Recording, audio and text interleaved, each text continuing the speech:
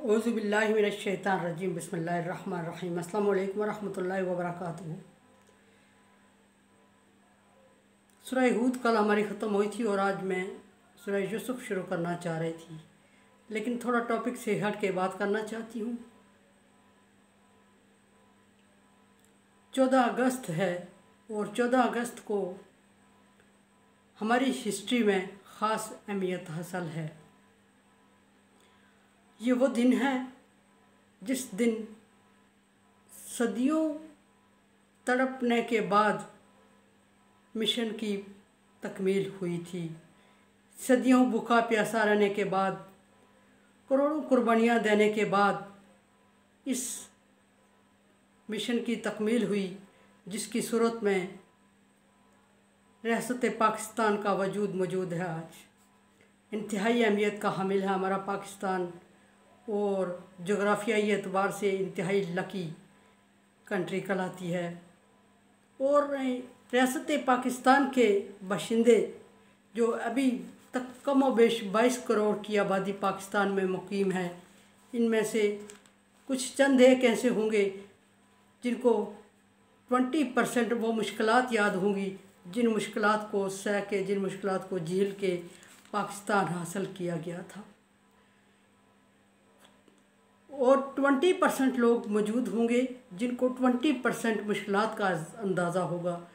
80% लोग ऐसे हैं जिनको पाकिस्तान का वजूद का तो पता है कि पाकिस्तान है, हमारी कंट्री है, हम इसमें रह रहे हैं, हम आज़ाद मुल्क की हैसियत से रह रहे हैं, लेकिन उनको इसकी कदर नहीं है क्योंकि उन्होंने कुर्बानियाँ नहीं दी या कुर्बानियाँ देने वालों को देखा नहीं है, या उन्होंने अपने प्यारों को इस पर कुर्बान नहीं किया, या उन्होंने वो भूख प्यास महसूस नहीं की जो कि पाकिस्तान को हासिल करने में हमारे आबा व अजदाद ने की थी।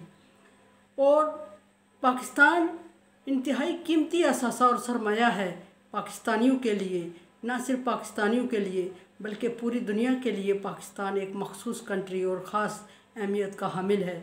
हमारे पाकिस्तान में अल्लाह तबारक व तआला ने मादनियात के ज़खायर, मौसमों का एक बेहतरीन गुलदस्ता और ना जाने क्या क्या अल्लाह तबारक व तआला ने खूबसूरतियाँ, पहाड़ और ज़मीनी हक़ाइक़, इसकी इंतहाई खूबसूरती अल्लाह तबारक व तआला ने अता की। लेकिन हम मजबूरी ये है हमारे पास कि हम अपने पाकिस्तान की कदर उस तरह नहीं कर रहे हैं जिस तरह के करनी चाहिए, उस तरह नहीं की जिस तरह करनी चाहिए थी। और रिज़ल्ट ये निकला कि हमारी जो न्यू जनरेशन है, हमारी जो नई नस्लें हैं, वो पाकिस्तान की हिस्ट्री को ही भूल बैठी हैं। और ना सिर्फ पाकिस्तान की हिस्ट्री को भूल बैठी हैं बल्कि उनको सिर्फ पाकिस्तान का नाम आता है, बहुत लोग जगहों पे मैंने देखा है, और उनको पाकिस्तान का मतलब नहीं आता।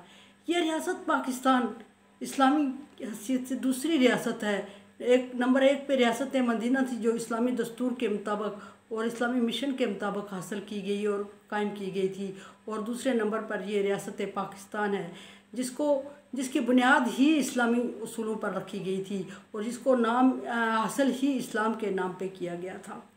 पाकिस्तान का मतलब क्या? ला इलाहा इल्लल्लाह। ये तो हम सारे कहते हैं ज़ुबानी, लेकिन हमें इसकी आइडियालॉजी का पता नहीं कि हमने पाकिस्तान को हासिल क्यों किया था और इसके लिए कितनी मुश्किलात और हमारा मकसद क्या था और आज़ादी की क्या कदर कीमत है। और आज़ादी के बगैर अगर हम अभी रह रहे होते ग़ुलामी की ज़िंदगी में तो फिर हमारी ज़िंदगी की क्या अहमियत थी, और आज़ादी की ज़िंदगी गुजार रहे हैं तो ये हमारी ज़िंदगी में क्या अहमियत है इसकी। इससे हमें बिल्कुल हमारी नई नस्ल को बिल्कुल अवेयरनेस नहीं है। और कसूरवार में इसमें किसी हद तक वालिदैन हैं, असातिज़ा कराम हैं, और फिर वो बड़े हजरात हमारे जो कि एक मतलब राह का तयन करने वाले हैं, जिनके नक्शे कदम पर दुनिया चलती है, उनको ये हासिल होना चाहिए था कि वो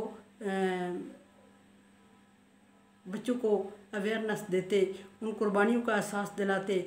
और हमारे वालिदैन को चाहिए कि पाकिस्तान की हिस्ट्री को बच्चों के सामने डिस्कस किया जाए। और हमारे नसाब में बड़े अफसोस का मुकाम ये है कि हमारे नसाब में जो पाकिस्तान की जिसको हम पाक स्टडी या मताला पाकिस्तान कहते हैं, उसमें छोटा शार्ट मवाद ज़िक्र होता है जो कि बच्चों के लिए समझने के लिए नाकाफ़ी है और बच्चों की इंफॉर्मेशन के लिए नाकाफ़ी है।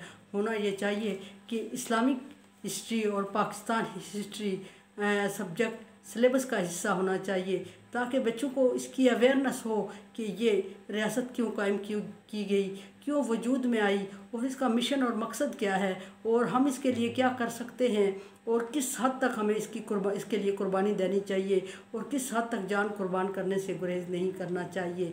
क्या इसका मकसद कुछ ऐसे लोगों की जो कि मनमानी करके पाकिस्तान की दौलत को लूट को सूट रहे हों या एक ख़ास तबका जो कि अजाराधारी कर रहा हो, सिर्फ उन तक पाकिस्तान की हिस्ट्री का समझना मकसूद है। उन्होंने भी पाकिस्तान की हिस्ट्री को नहीं समझा, उन्होंने अपने मकासद को समझा, पाकिस्तान के मकासद को नहीं समझा। और जब पाकिस्तान के मकासद को नहीं समझा गया तो पाकिस्तान की रियासत उस तरह फैल फूल नहीं सकी जिस तरह के इसका हक था और ऐसे निज़ाम चलते रहे कि जिसके थ्रू जाके पाकिस्तान आज थोड़ी मुश्किल कंडीशन में है। मैं बहुत मायूसी की बात तो नहीं कर रही हूँ, लेकिन नई जनरेशन की हद तक मैं काफ़ी मायूस हूँ कि बच्चों को अपनी आइडियालॉजी नहीं पता, बच्चों को पाकिस्तान का मतलब नहीं पता, मकसद नहीं पता, बच्चों को पाकिस्तान के नाम का मतलब नहीं पता और बच्चे रियासत की अहमियत से आगाह नहीं है, बच्चों को रियासत के सतून नहीं पता। हमारे बच्चे पीएचडी कर रहे होते हैं, हमने उनको पैदा किया, परवरिश की, जिस्मानी तौर पे बालग कर दिया, ज़हनी तौर पर बालग नहीं हुए और हमने बच्चों को साइंसी तालीम दे दी और साइंसी तालीम दी महदूद मकासद के लिए। डॉक्टर और इंजीनियर बन जाएगा और वो इंसानों को चीर फाड़ के रोज़ी कमाएगा या ज़मीन को चीर फाड़ के रोज़ी हासिल करेगा। बस इस हद तक बच्चों को हमने अवेयरनेस दे के छोड़ दिया। और पाकिस्तान का जो बच्चों की ज़हनी सलाहियत होती है, जो ज़हनी बलोगत होती है, उस तक हमारा पीएचडी बच्चा भी नहीं पहुंचता। बच्चे मेरे पास आते हैं, वकील बच्चा मेरे पास आया, मेरा ही स्टूडेंट था, वो मेडिकल में था शुरू में और बाद में उसने वकालत की तरफ रुजू किया। तो जब मैंने उससे पूछा तो उसको रियासत का मतलब नहीं पता था, रियासत के मखसूस आइटम क्या हैं और रियासत किन चीज़ों से वजूद में आती है, मकासद क्या हैं, फलाई रियासत क्या है, क्या पाकिस्तान को हम फलाई रियासत कह सकते हैं। बच्चे को इस चीज़ का पता ही नहीं था फलाई रियासत क्या है, तो वो पाकिस्तान को किस सूरत में फलाई रियासत कह सकेगा। तो सोचने का मुकाम ये है कि हमारे बच्चों को जब अगर 10 मिनट के लिए हमारा पीएचडी बच्चा, हमारा एमफिल बच्चा, हमारा मास्टर बच्चा, हमारा ग्रेजुएट बच्चा, अगर हम उसको 10 मिनट के लिए इमरजेंसी में कहीं खड़ा कर दें और कहें कि बेटा पाकिस्तान के बारे में 10 मिनट के लिए बोल तू, तो क्या वो किसी को पाकिस्तान का मकसद, पाकिस्तान का मिशन समझा सकेगा, पाकिस्तान का बॉडी स्ट्रक्चर समझा सकेगा, पाकिस्तान की जोग्राफियाई हदूद समझा सकेगा। क्या इस तरह के चीज़ों की अवेयरनेस के बगैर हम एक आज़ाद रियासत के बाशिंदे कहलाने के मुस्तहिक हैं। बात फिर वही है कि हमने बच्चों को पाला, जिस्मानी तौर पे पाला और जिस्मानी तौर पे उनको एक्टिवेट किया और वो इस काबिल हो गए कि अपनी रोज़ी तो हासिल कर सकते हैं, ऐसी तालीम तो उनको दे दी, लेकिन वो तालीम उनको नहीं हुई जिससे वो दीन को या अपने रियासत को, रियासत के हकूक़ को समझ सके और मज़हब को समझ सके। ना हमारा बच्चा दीन में अवेयरनेस रख सका और ना हमारा बच्चा मज़हब में सारी रियासत के अवामिल को समझ सका और ना पाकिस्तान की वैल्यू को समझ सका, ना मकासद को समझ सका, ना पाकिस्तान के नाम को डिफ़ाइन कर सका, ना पाकिस्तान के कल्चर को डिफ़ाइन कर सका, ना पाकिस्तान की जोग्राफियाई हदूद को डिफ़ाइन कर सका। तो फिर हमारा बच्चा पीएचडी बन के क्या इस आज़ाद रियासत में रहने का हकदार है? क्या हमने उन बच्चों को वो तालीम दी है कि जो अपने मुल्क को दफ़ा करना दूर की बात है, हम ऐसे गन दे के किसी को खड़ा कर देना कि वो मुल्क का दिफा करेगा, ऐसा नहीं होता जब तक कि उसको वतन का मंशूर मकसद नहीं पता होता। हम बच्चों को ऐसी लिटरेचर नहीं दे रहे हैं, ऐसी तालीम नहीं दे रहे हैं जिससे हमारा बच्चा जिस अवेयरनेस के साथ वो दीन पर मुकम्मल तौर पे 2 मिनट बात कर सके या 2 मिनट अपने मुल्क और अपनी रियासत के बारे में या किसी रियासत के बारे में, कल्चर के बारे में डिफ़ाइन कर सके। बच्चे को पता ही नहीं होता। आज बच्चे को डेट पता करें, इस्लामिक हिस्ट्री कैलेंडर देखा मैंने बच्चे से पूछा, बच्चा 14 अगस्त है आपका पाकिस्तान डे है, ठीक हो गया, क्या ये हमारा आज़ादी का यौम आज़ादी है या जिस तरह भी हम इसको सेलिब्रेट कर रहे हैं, इसका हक़ है। क्या आपको पता है कि इस्लामिक कैलेंडर में क्या डेट थी जिसमें पाकिस्तान आज़ाद हुआ? बच्चे को नहीं पता था।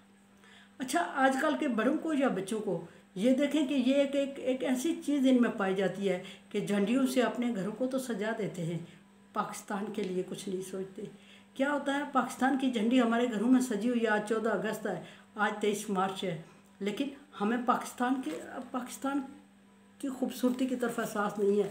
मजाल है जो किसी ने एक दरख्त लगा दिया हो, मजाल है किसी ने गंदा कूड़ा करकट उठा के गली में ना फेंका हो, मजाल है किसी ने उठा के उसको डस्टबिन में डाल दिया हो, मजाल है किसी ने कांटे वाली झाड़ी को काट दिया हो।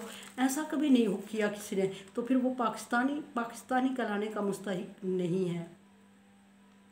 और झंडियों से सजा देते हैं। बाजे लेके बच्चों को दे दिए हमने, वो बाजा बजा रहे हैं और 14 अगस्त सेलिब्रेट कर रहे हैं। मुझे हैरत उन वालिदैन पे हो रही है जो बच्चों को सेलिब्रेशन के लिए एक बाजा लेके दे रहे हैं और बच्चों को कि 14 अगस्त सेलिब्रेट करो। इट मीन कि उन्हें पता ही नहीं कि 14 अगस्त का मकसद क्या है और पाकिस्तान का मतलब क्या है। तो वो बाजा बजा के पाकिस्तान डे को सेलिब्रेट कर रहे हैं और झंडियाँ सिर्फ लगा के दिखावे के लिए, और पाकिस्तान की डेट का नहीं पता, इस्लामिक डेट का नहीं पता, इस्लाम से पाकिस्तान क्या रवाबित है और इसका नाम पाकिस्तान क्यों रखा गया और ला इलाहा इल्लल्लाह मोहम्मद रसूलुल्लाह को इसके साथ क्यों अटैच किया गया और इसका नाम किसने रखा और ये किन लोगों की कुर्बानियाँ हैं और ख्वाब किसका है, ताबीर किसकी है, ये किसी को नहीं पता। ताबीर किसने दी है, कितनी मशक्क़त करना पड़ी, कौन सा इजलास किस जगह पे हुआ, उसमें क्या बात तय हुई, कौन सा किस जगह पे हुआ, उसमें क्या बात तय हुई,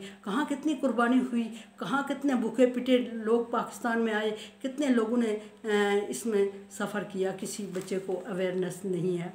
झंडियाँ लगा दी वालिदैन ने और खूब खुश हो गए बच्चे, तालियां बजा दी, बाजे लेके दे दिए, बाजे बजा लिए, गीत गा लिए।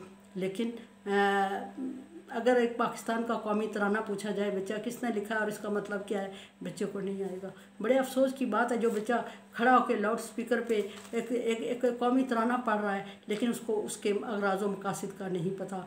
उसको अगर कहा जाए कि जो लफ्ज़ आपने डिफ़ाइन किया है इसको आसान उर्दू में समझो या हमें बताओ, तो वो नहीं बता सकता, क्योंकि हमने अपने बच्चों को वो अवेयरनेस दी ही नहीं जो उनका हक़ था। तो क्या अल्लामा इकबाल का वो पाकिस्तान जो ख्वाब था, क्या उसकी ताबीर हमारे सामने है या आगे हम उम्मीद रखते हैं कि हम वो ताबीर हासिल करने के काबिल हो जाएंगे? हमें जब तक न्यू जनरेशन नहीं जागेगी, जब तक न्यू जनरेशन को